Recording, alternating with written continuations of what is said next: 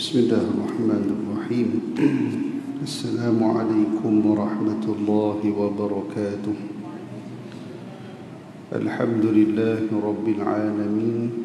Wassalatu wassalamu ala ashrafil anbiya'i wal mursalin Sayyidina Muhammad wa ala alihi wa sahbihi ajma'in. سبحانك لا نحصي ثناء عليك كما أثنيت على نفسك فلك الحمد حتى ترضى ولك الحمد إذا رضيت ولك الحمد بعد الرضا ولك الحمد دائما أبدا سبحانك لا علم لنا إلا ما علمتنا إنك أنت العليم الحكيم ولا حول ولا قوة إلا بالله العلي العظيم رب اشرح لي صدري ويسر لي أمري واحلل عقدة من لساني يفقه قولي ثم أما بعد. Alhamdulillah, pertama sekali kita panjatkan setinggi syukur kepada Allah Subhanahu wa taala kerana pada malam yang berbahagia ini dapat sama-sama kita kembali sambung pengajian kita yang tertangguh lebih kurang dalam 4 bulan yang lalu. Alhamdulillah, pada malam ini dengan suasana norma baharu kita kembali untuk berada di dalam majlis ilmu, dan saya yakin malam ni bukanlah malam yang pertama untuk kuliah. Sudah bermula pada awal bulan Julai baru ini, namun ada masjid yang masih belum memulakan kuliah kerana masing-masing nak bermula pada bulan Ogos. Kita doakan mudah-mudahan dengan keberkatan kita berada di dalam majlis ilmu ini, Allah Subhanahu wa taala akan mengangkat bala dan ujian ini, dan kita kembali sebagaimana biasa untuk menjalani kehidupan, berabdikan diri kepada Allah dan juga mencari rezeki yang halal serta mempermudahkan urusan mereka yang tertangguh ataupun terhalang disebabkan COVID-19 ini. Dan insya-Allah pada malam ini kita kembali sambung pengajian kita dengan menggunakan kitab Bahrul Mazi. Kita gunakan jilid yang ke-21 pada bab membincangkan berkaitan dengan tafsir daripada hadis Rasulullah sallallahu alaihi wasallam. Dan kita sampai kepada hadis yang ke-16. Hadis yang ke-16 pada membincangkan berkaitan tentang manasik ataupun salah satu daripada syiar ibadah haji itu, iaitulah dengan sa'i di antara Safa dan Marwah. Di situ ada satu hadis yang mana diriwayatkan oleh anak saudara kepada Sayyidatina Aisyah radhiyallahu taala anha berkaitan tentang sa'i itu. Kerana kalau dilihat kepada ayat yang ke-158 di dalam surah Al-Baqarah. Saya bacakan dahulu kerana sebagai rujukan kita sebelum kita nak flashback balik. Dah 4 bulan tinggal ni, kita nak recap balik berkenaan dengan apa yang kita dah baca sebelum ini. Firman Allah Subhanahu wa taala di dalam surah Al-Baqarah, ayat yang ke-158. A'udzu billahi minasyaitonir rajim. Innas safa wal marwata min sya'airillah. فمن حج البيت أو اعتمر فلا جناح عليه أن يطوف بهما ومن تطوع خيرا فإن الله شاكر عليم. صدق الله العظيم. Firman Allah Subhanahu wa taala yang bermaksud sesungguhnya Safa, Bukit Safa dan Bukit Marwah itu adalah sebahagian daripada syiar Allah Subhanahu wa taala, iaitulah tempat-tempat beribadah. Sesuai kita bincang bab ini juga bersempena kita dah masuk 10 awal di dalam bulan Zulhijjah, yang mana walaupun pada tahun ini ada kekangan untuk kita menunaikan ibadah haji, namun kita mengambil ibrah, peringatan dan juga hikmah daripada pensyariatan yang berlaku. Antaranya kita disuruh bagi mereka yang menunaikan haji ataupun umrah untuk sa'i di antara Safa dan Marwah, Bukit Safa dan Bukit Marwah. Jadi ini adalah salah satu daripada perbuatan dan mengambil daripada sirah Sayyidatina Hajar alaihissalam dalam mundar mandir beliau ketika mana mencari akan air, mencari air. Ini adalah salah satu daripada pengorbanan yang besar bagi seorang ibu pada waktu itu, ditinggalkan oleh suami kerana dituntut oleh Allah Subhanahu wa taala. Pengorbanan Sayyidina Ibrahim alaihissalam juga terpaksa meninggalkan isterinya, menguruskan anaknya Ismail alaihissalam. Dalam keadaan berdua mereka ini di tempat yang kering kontang, tidak ada sumber pada waktu itu. Jadi simbolik daripada sejarah inilah Allah Subhanahu wa taala mengingatkan kepada kita, keluarga Nabi Allah Ibrahim alaihissalam ini diberkati dan diridai oleh Allah, sehinggakan perbuatan apa sahaja yang dilakukan oleh keluarga Nabi Allah Ibrahim alaihissalam ini dicontohi dan diikuti dan dilakukan oleh kita dan dijadikan ia sebagai satu ibadah. Sebagai contoh Safa dan Marwah, sebagai contoh sembelihan yang akan berlaku pada pada hari tasyrik yang akan datang. Semua ini adalah pengorbanan-pengorbanan yang telah ditunjukkan oleh Nabi Allah Ibrahim alaihissalam, Nabi yang digelar sebagai ulul azmi, Nabi yang paling banyak disenarai pendek oleh Allah Subhanahu wa taala. 5 orang rasul yang digelar sebagai ulul azmi, yang paling banyak ditimpakan ujian oleh Allah Subhanahu wa taala, antaranya Nabi Allah Ibrahim alaihissalam. Dan kalau kita lihat Nabi Allah Ibrahim alaihissalam ini, dia punya ujian, dia punya rintangan yang berlaku dalam kehidupan hariannya adalah sekitar berkaitan dengan institusi kekeluargaan. Masya Allah, tabarakallah. Semua kebanyakannya berkaitan dengan institusi kekeluargaan.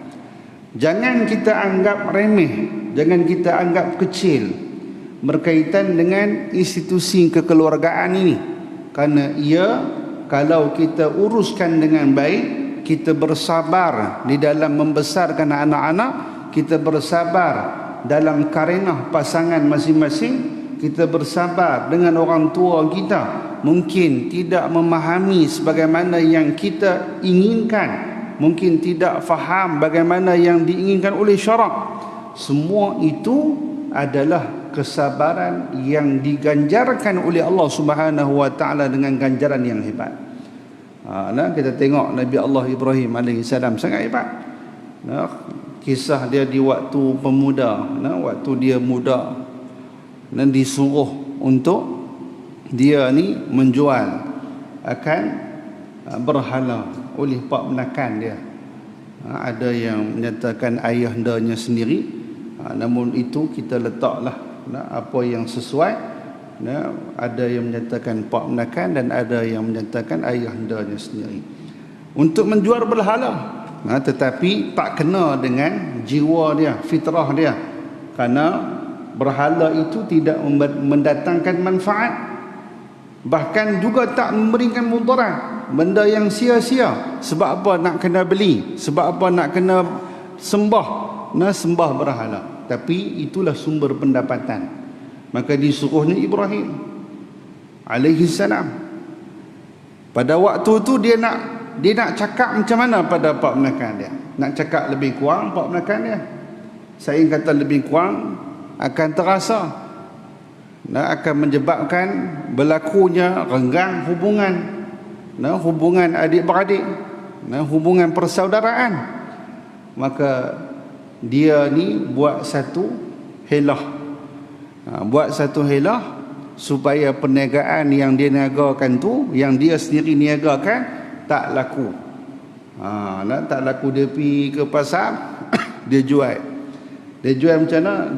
Dia bukan promosi, tapi dia memburukkan barang yang dia niagakan tu. Siapa nak beli, belilah.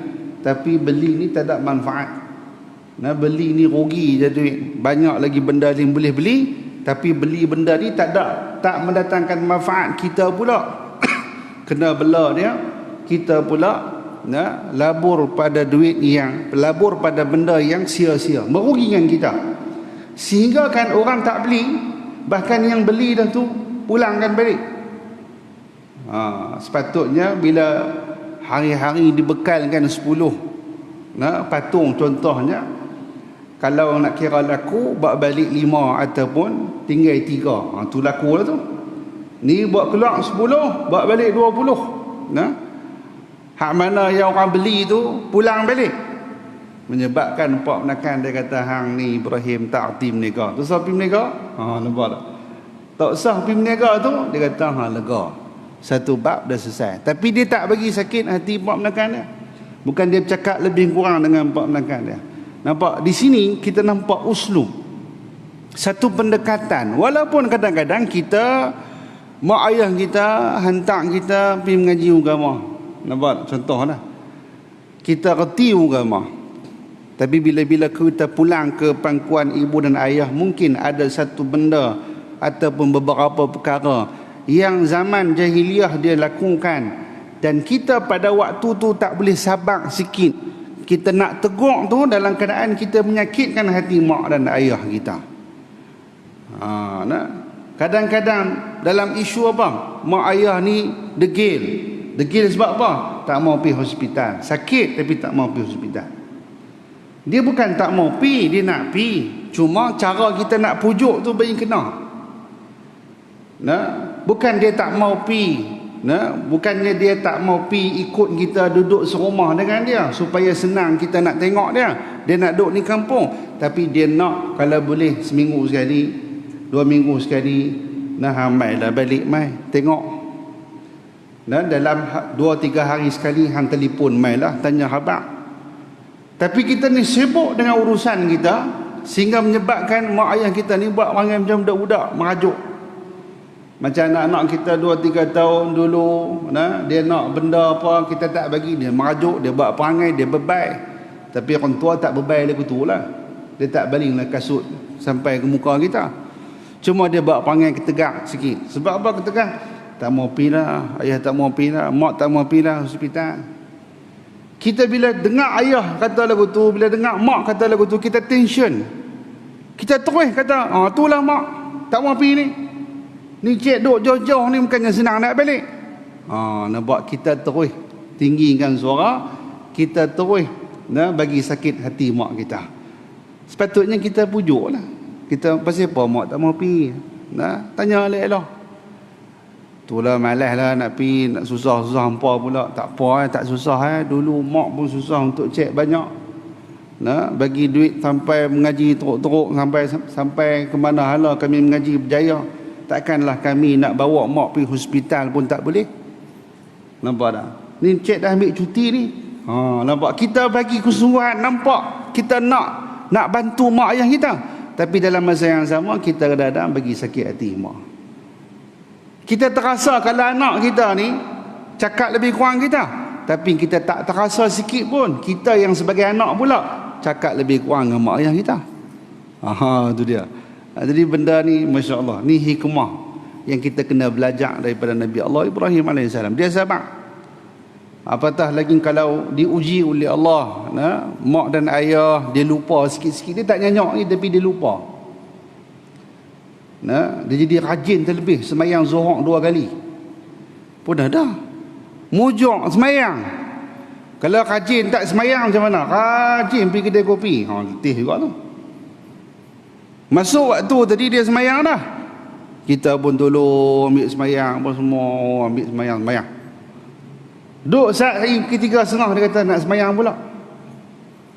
Kata ayah semayang dah.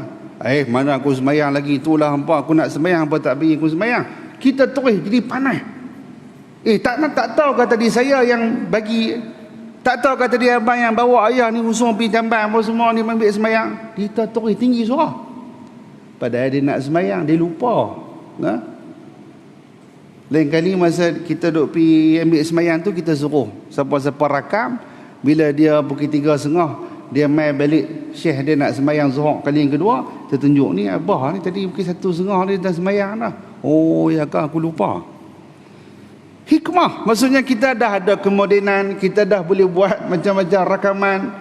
Tapi kita kebijaksanaan itu, kemodenan yang alat macam-macam kita boleh buat untuk kita memudahkan mak dan ayah kita, tapi kita senang nak marah pada mak dan ayah kita.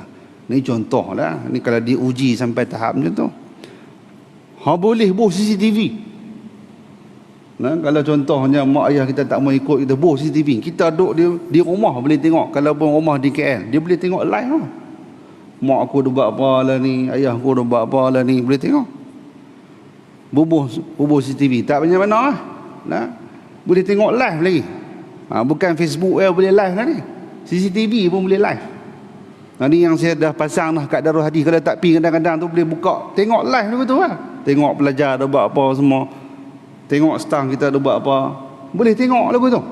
Masya Allah. Kalau kita ni orang yang cerdik, kerja gaji bulan-bulan ribu-ribu, takkan nak labur investment sikit 1,000-2,000 untuk pasang CCTV di rumah, nak tengok, nak pantau mak dan ayah. Dah mak ayah tak mau, dia rindu dekat kambing, dia rindu dekat dia punya ayam itik dia di rumah, tak mau tinggal. Ataupun dia rindu kedai kopi hak duduk pergi selalu ni, dia tak boleh pergi, dia tak boleh hidup cara duduk di bandar, tak ada tanah sikit habis nak cangkui ke apa, dia tak boleh pergi lagu tu. Boleh kita buat. Ini hikmah yang Masya Allah tabarakallah, sebenarnya kebijaksanaan Nabi Allah Ibrahim AS bersabar dalam menguruskan keluarga dia. Tu bila dah berkahwin pula dengan Sayyidatina Sarah AS, diuji pula. Uji apa? Tak ada zuriat. Kahwin lama tak dapat anak. Stres. Stres. Kahwin setahun tak ada anak, tak apa lagi. 2 tahun, 3 tahun tak dapat anak, okey lagi. Main 4-5 tahun. Nak balik raya sekali sekala, setahun sekali. Mak dia tanya, ni hampa bila lagi? Duk rancang apa lagi bagilah beranak sikit, nak juga menimang cucu, aku ni dah tua dah. Bila kata hampa duk khalid apa lagi? Kata bukan kami duk khalid. Kami dah buat macam-macam dah. Makanmu macam-macam dah, urutanmu macam-macam urut dah. Tapi tak boleh juga. Sagi bila dah mak ayah dah tanya habis, mai adik-beradik pula, abang ke adik tanya pula, yang adik baru menikah tu lepas dah beranak dah. Hang menikah, yang abang menikah 5 tahun tak beranak-beranak lagi. Jadi Masya Allah, tension menyebabkan tak jadi nak balik kampung. Sekali kalau balik kampung, tanya soalan yang sama. Stres. Benda tu nak urus macam mana tu? Sabar. Sekali kau ada nak buat reunion sekolah-sekolah.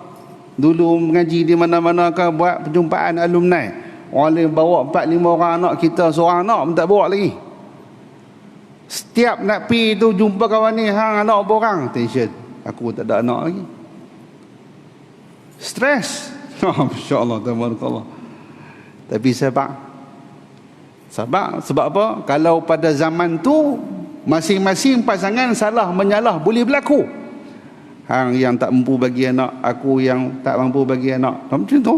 Dia jadi bergaduh. Zaman lah dia boleh cek. Dah cek tu kalau bersabar pun boleh sabar, tapi saling-saling tu boleh salah menyalah di antara satu sama lain kerana masing-masing tidak mampu untuk memberikan ataupun nak beranak ke ataupun nak memberikan zuriat. Akhirnya disuruh pula berpoligami. Lagi masalah. Poligami. Dah poligami pula dengan Sayyidina Hajar, dikhabarkan boleh mengandung si anak, iaitulah Nabi Ismail. Lagilah berasa Hajar. Sebab apa? Rupanya akulah yang tak boleh bagi anak pada Ibrahim. Diminta pula pindah pergi ke Mekah. Tu kisah yang berlaku di Mekah pula. Tu tinggal Sayyidina Hajar berulang alik Safa dan Marwah. Bila mai bertemu pula masa umur yang dah balik, dia nak semelih pula. Macam-macam. Dah bila minta tinggal Sayyidina Hajar duduk seorang-seorang dengan anak dia ni di Mekah, dia patah balik ke bumi Palestin. Bila patah balik ke Palestin, dikhabarkan ada anak dengan Hajar. Rupanya saja Allah Ta'ala tangguh bagi lewat sikit, dapat anak Ishak. Daripada Ishak Ya'qub. Daripada Ya'qub itu lahirlah 12 orang anak. Tu panjang cerita. Semua nabi-nabi, daripada Nabi Allah Ibrahim AS, Bani Israel kesemuanya, semuanya nabi. Dan sebab itulah digelar Nabi Ibrahim ini sebagai Abul Anbiya, bapa kepada sekalian para nabi. Ni semua ni cerita hal keluarga ni. Semua cerita hal keluarga. Nabi Isa pun ada masalah dengan keluarga. Anak-anak dia rasa jealous dengan Nabi Yusuf. Semua ini Masya Allah tabarakallah, kita boleh lihat bahawa sebenarnya bersabar walaupun nampak isu kekeluargaan, tetapi sebenarnya kalau kita bersabar dan urus dengan baik, kita akan dapat pahala yang besar insya-Allah. Tak semestinya sabar dengan ujian-ujian yang berat yang kita nampak berat pada mata pandangan kita. Tapi walaupun nampak kecil dalam isu kekeluargaan, kalau kita bersabar, kita juga tergolong di kalangan mereka yang mendapat pahala yang besar insya-Allah. Okey. Kemudian maka barang siapa yang beribadah haji ke Baitullah atau mengerjakan umrah, maka tidak ada dosa baginya mengerjakan sa'i antara keduanya, Safa dan Marwah. Sebab apa Allah Ta'ala kata tak ada dosa? Fala junaha alaih. Padahal itulah yang disuruh, disyariatkan untuk sa'i di antara Safa dan Marwah. Tapi sebab apa Allah Ta'ala sebutkan fala junah? Maka ini yang disebutkan oleh para alim ulama, kerana sebabnya yang kita nak bincang saat ini, sebahagian sahabat merasakan bahawa keberatan untuk mengerjakan sa'i di antara Safa dan Marwah pada waktu itu kerana adanya bekas letak berhala. Dan di masa jahiliah pun tempat itu digunakan sebagai tempat untuk sa'i. Kerana masa jahiliah pun ada juga ibadah haji, tapi ibadah haji cara mereka kita hari ini iaitu pakai kain ihram bagi lelaki, mereka telanjang bulat tu, lelaki perempuan telanjang tawaf lagi perempuan. Hak ni lagi ganas zaman jahiliah. Sebab apa? Masa tu para sahabat jadi macam tak boleh nak pergi, duk teringat benda-benda yang lama. Maka dengan sebab itulah Allah Subhanahu wa taala untuk mengangkat rasa berat para sahabat radhiyallahu taala anhum ajma'in ini untuk sa'i di kawasan itu dengan diturunkan ayat ini. Dan Urwah pun sendiri bertanya kepada Sayyidatina Aisyah radhiyallahu taala anha berkaitan dengan yang sama. Tu baru habis nak recap balik hak lama, ni baru nak start balik. Boleh teratur ni baru mukadimah lah kan, baru nak start enjin. Tapi enjin baru nak panas kena berhenti pula. Dah ni dah masuk isyak dah kena berhenti tak ya? Sambung lah. Boleh kan dia pun tak report kan, tak apa lah kan, sikit-sikit lah kan. Baik. Okey, sambung. Kata musannif rahimahullahu ta'ala wa nafa'ana bihi wa bi'ulumihi fi darin amin. Maka itulah, ni saya berhenti kat situ lah, hadis yang kita akan baca. Maka itulah berkata Siti Aisyah, Sayyidatina Aisyah radhiyallahu ta'ala anha kepada anak saudaranya yang bernama Urwah ibn Zubair, itu tak usahlah kamu dengarkan kata orang yang tak mau sa'i antara Safa dan Marwah. Tak payahlah kamu ambil kisah dengan orang yang tak mau tawaf ataupun tak mau sa'i di antara Safa dan Marwah. Wa innama kana man ahalla limanat at-taghiyati bil mushallali la yatufuna baina as-safa wal marwata. Dan hanya saja adalah orang-orang yang naik haji mereka itu kerana berhala yang bernama Manah yang sesat, yang ada terdiri dan terletak di tempat bernama Al-Mushallal. Ini di antara Safa dan Marwah. Di luar Mekah itulah orang yang tiada mau sa'i mereka itu antara Safa dan Marwah pada masa jahiliyah. Jadi itu yang saya sebutkan di awal tadi. Sebab teringat tempat tu, tempat diletakkan, tempat yang nama Mushallal itu diletakkan berhala. Jadi tempat yang sama lah nak kena pergi sa'i. Tadi dia pun rasa berat lah. Dulu orang jahiliah pun buat lagu tu. Pasal apa kita lah ni dah bebas daripada zaman jahiliah, Islam dah datang, kita nak pergi sa'i juga tang situ. Beza, ada bezanya. Dulu sa'i tak pakai apa-apa. Kita ni sa'i menutup aurat. Cuma lelaki tidak memakai pakaian yang berjahit, itu sahaja. Yang lain sama, kena tutup aurat dan tidak bercampur. Dan kalaupun bercampur tidak ada fitnahnya. Kerana apa? Itu adalah tempat ibadah dan masing-masing nak melakukan ibadah dan mengabdikan diri kepada Allah. Satu-satu tempat yang bercampur, ikhtilat. Tetapi ikhtilat ini bukanlah dihalang oleh syarak. Baik. Kerana mereka itu sangka jadi menurut sebagaimana keadaan zaman jahiliah juga, maka berdosa mereka itu. Mereka bimbang. Sebab apa? Zaman jahiliah dulu pun sa'i kawasan yang tu, kawasan yang sama. Bimbang kalau kami sa'i tempat yang sama, kami juga dapat dosa macam mereka melakukan pada zaman jahiliah. Maka turunlah firman Allah Subhanahu wa ta'ala memberitahukan tiada larang sa'i itu, iaitu katanya, kata Sayyidatina Aisyah, sambung riwayat hadis ini lagi, fa anzalallah faman hajjal baita aw i'tamara fala junaha alaihi ay yattawafa bihima. Maka barang siapa, ni kata Allah, mengerjakan haji Baitullah Al-Haram atau mengerjakan umrah, maka tiada dosa atasnya bahawa ia sa'i antara Safa dan Marwah itu.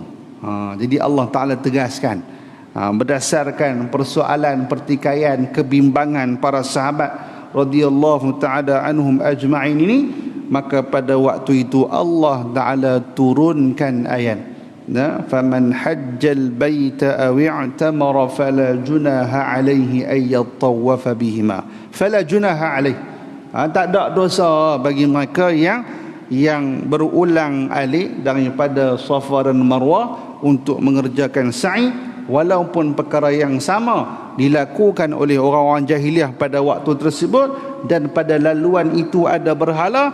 Kamu hari ini bukan sebab ada berhala, kamu hari ini bukan melakukan sebagaimana perbuatan orang jahiliah dahulu, tetapi kamu melakukan adalah dengan syariat yang baru.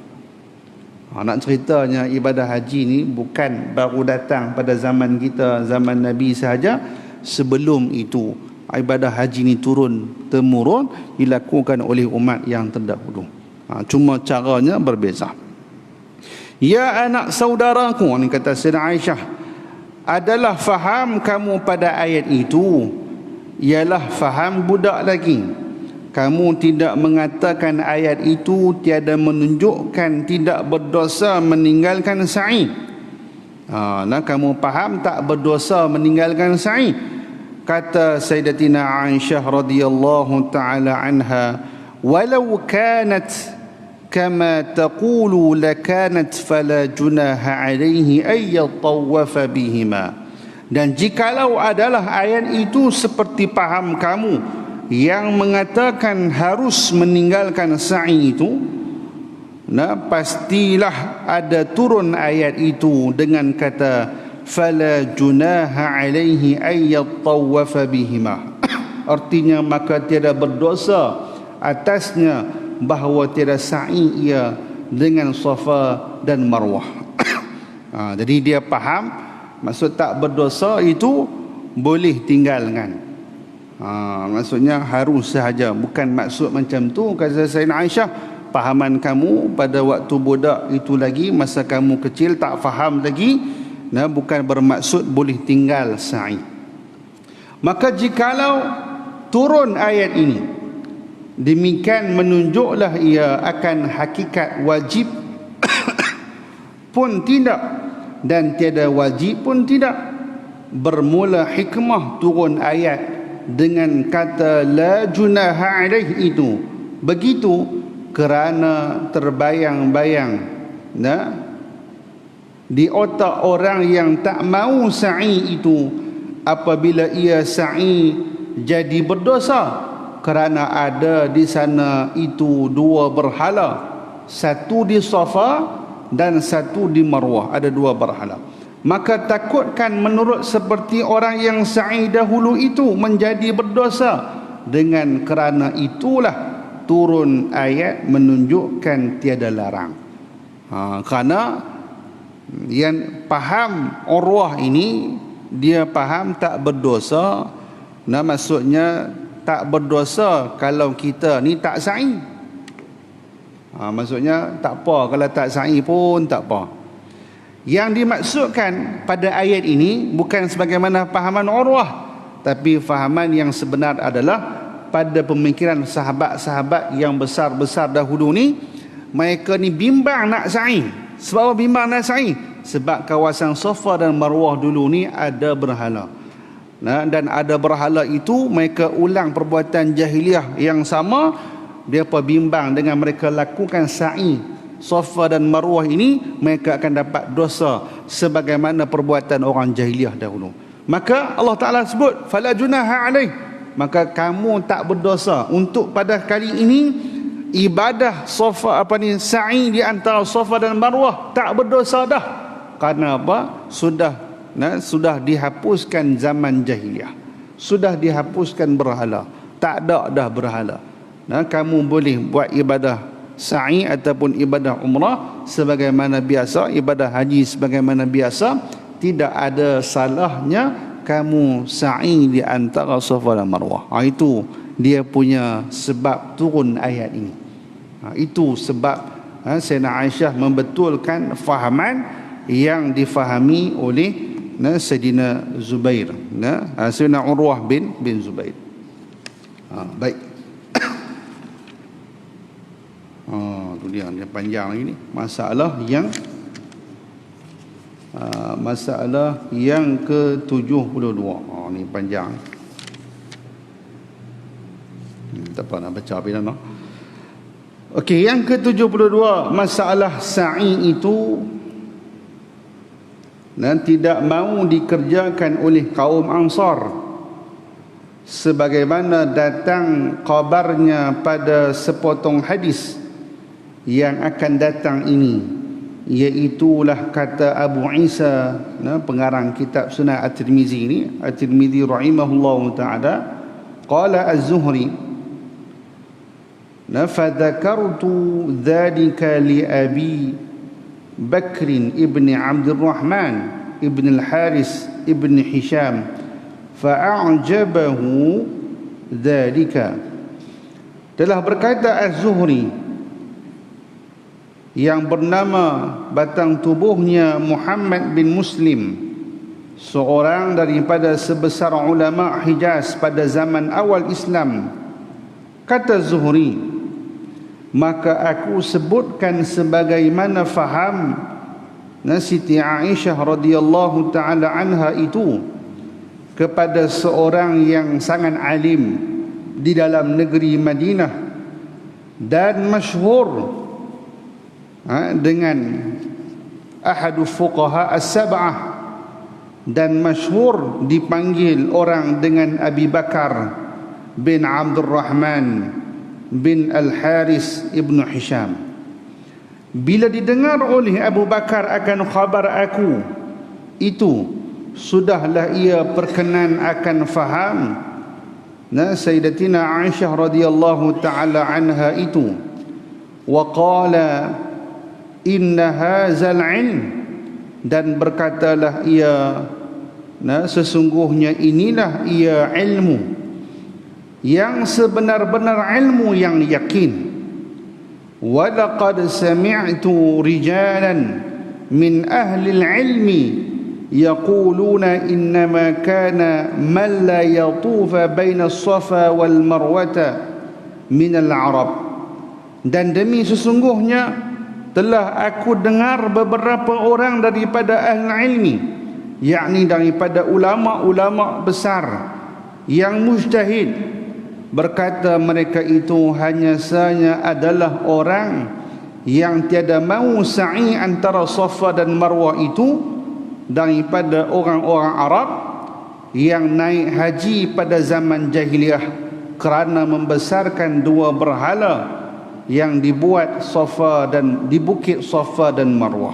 Ini antara sebab apa orang-orang Madinah tak mau menunaikan sa'i, adalah disebabkan adanya berhala di bukit Safa dan Marwah. Maka bila difaham daripada hadis penerangan oleh Sayyidatina Aisyah radhiyallahu taala anha bahawa yakinlah bagi Abu Bakar bin Abdul Rahman bin Al-Haris bin Hisham ini menyatakan bahawa inna hazal ilm, inilah satu pengetahuan yang nyata, menyatakan terangnya kita boleh sa'i di antara Safa dan Marwah. Baik. Okay, apa dah? Ini masuk azan no? Boleh azan dulu lah, insya-Allah. Ini dia minta untuk azan dulu. Silakan.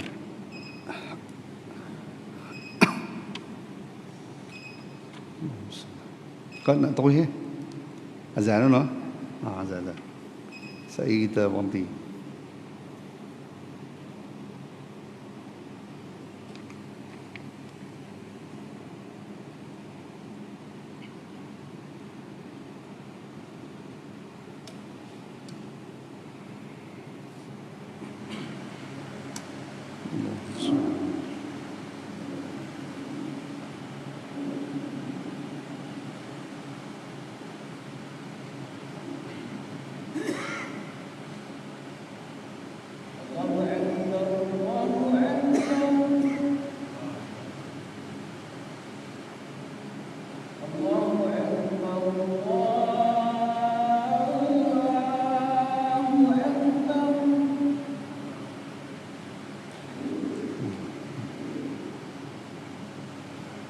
أشهد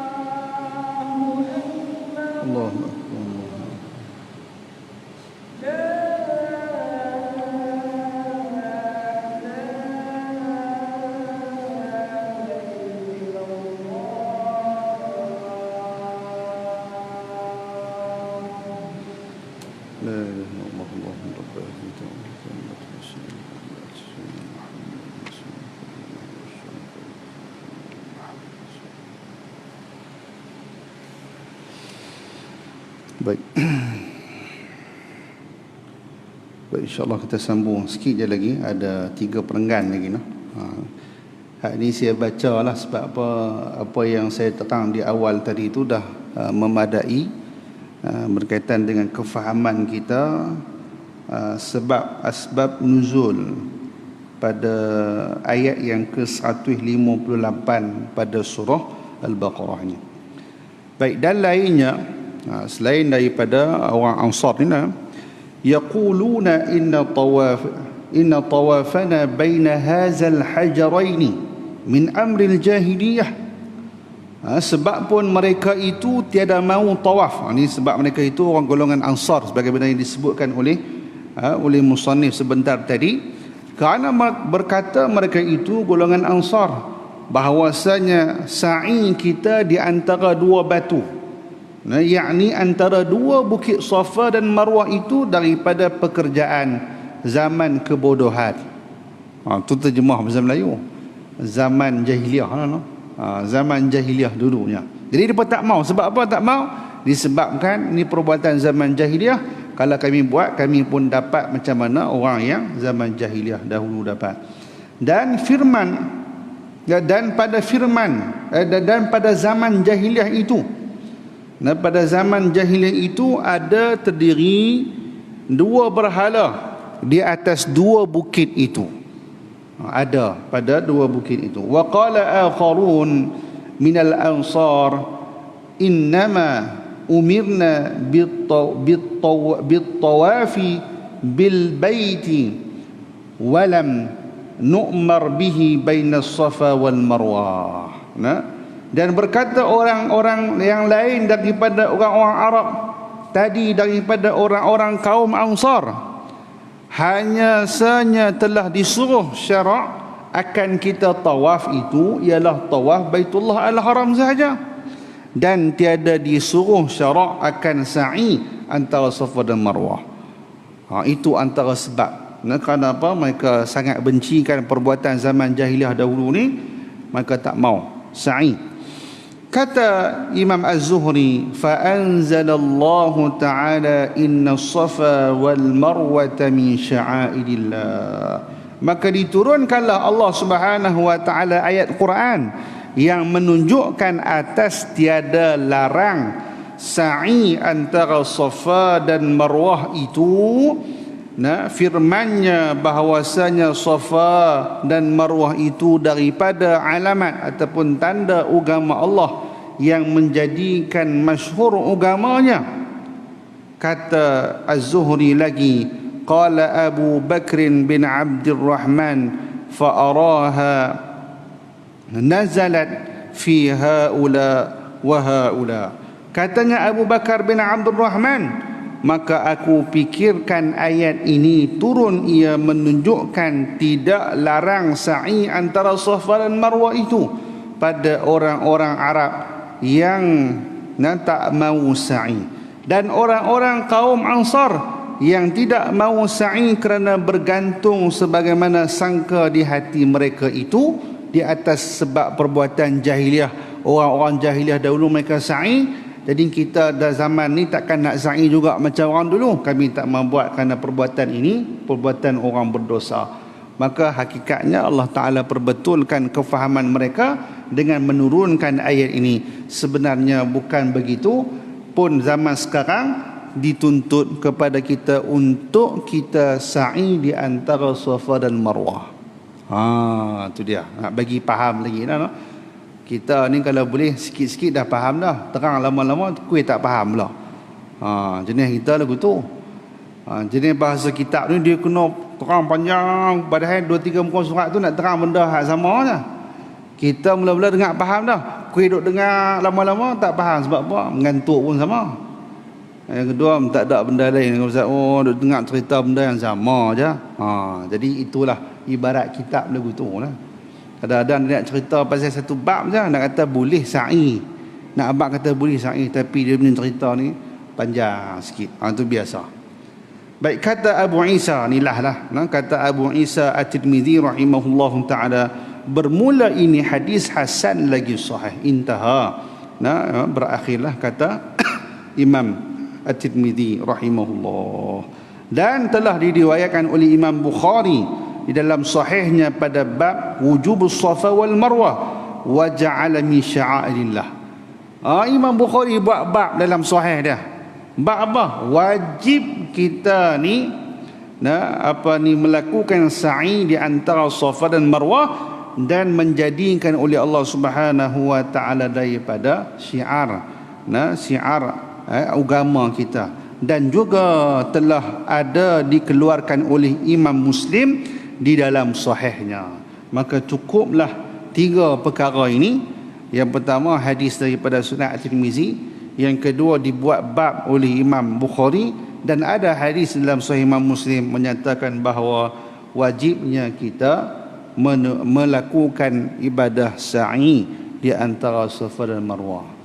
Lah ni kita memang faham dah sa'i itu rukun umrah, rukun haji, sebab kita faham tu benda tu ada dah. Tapi para alim ulama nak membawa kita ni faham hakikat pensyariatan sa'i ni, hakikatnya yang berlaku tak semudah itu, kerana berlaku juga salah faham di antara para sahabat radhiyallahu taala anhum ajma'in di dalam melaksanakan ibadah sa'i. Alhamdulillah. Jadi sekadar itulah yang saya boleh sampaikan pada malam ini, insya-Allah. Jadi kita akan sambung pada hadis yang ke-17 pula dalam jilid yang ke-21 ini, iaitu masalah yang ke-73, sa'i itu apa hukumnya pada segala ulama yang mujtahid. Apa hukum dia? Walaupun kita dah tahu dah hukum dia dalam mazhab Syafi'i, tapi juga berlaku perbincangan di antara para alim ulama hukum berkaitan dengan sa'i di antara Safa dan Marwah. Wallahu ta'ala a'la wa a'lam bissawab. InsyaAllah kita bertemulah pada bulan hadapan, dan kita doakan mudah-mudahan kuliah kita ni berjalan macam biasalah. Walaupun sehari dua ni kita duk dengar kes COVID ni makin duk naik pula. Mereka duk bunyi dah esok kita nak mesyuarat menteri-menteri ni nak bincang balik pasal SOP. Bincang balik tu nampak berat lah kalau kata dia tutup sepadan pula, menangislah kita. Dah lah raya Aidil Fitri pun tak boleh nak beraya dengan adik-beradik, dengan anak-anak cucu. Tengok-tengok sehari dua ni tutup pula sepadan. Baju raya buat dah, lepas tu tak boleh nak beraya lagi. Jadi yang ni semua adalah daripada rahsia-rahsia yang kita tak mengetahui lah. Cuma kita apa yang sekadar mampu, kita kena ikutlah SOP yang telah diletakkan tu, supaya nikmat kita duduk dalam majlis ilmu ni boleh kita teruskan bagaimana biasa. Saat-gitu bila kata aku nak kena azan pula, as-salatu fi buyutikum lah. Naya betul kan. Jadi sepatutnya di saat-saat getir ni kita boleh imrahkan masjid. Bagus juga kalau kita anjurkan setiap solat 5 waktu kita ni baca qunut, qunut nazilah, qunut untuk menolak bala. Itu bagus. Macam seperti masjid Abdullah Fahim dia buat di tiap waktu. Jadi kita kalau boleh buat macam tu bagus jugalah di masjid Pajak Besar. Kalau tak ingat doa tu setiap bagi besar sikit berpan ni. Ingat. Kalau ingat ada. Ada tak apalah. Jadi insya-Allah mudah-mudahan kita doa dalam berkat kita duk semayang jemaah ni boleh mengangkat bala insya-Allah. Wallahu a'lam. Assalamualaikum warahmatullahi wabarakatuh. Bismillahirrahmanirrahim. Alhamdulillahirabbil alamin. Hamdan wa fi ni'amahu wa yukafi'u mazidah. Ya Rabbana lakal hamdu kama yanbaghi jalali wajhika wa 'azimi sultanik. اللهم فقهنا في الدين وعلمنا التأويل اللهم اهدنا واهد قومنا فإننا لا نعلمون ربنا آتنا في الدنيا حسنة وفي الآخرة حسنة وقنا عذاب النار وصلى الله على سيدنا محمد وعلى آله وصحبه وبارك وسلم الحمد لله رب العالمين.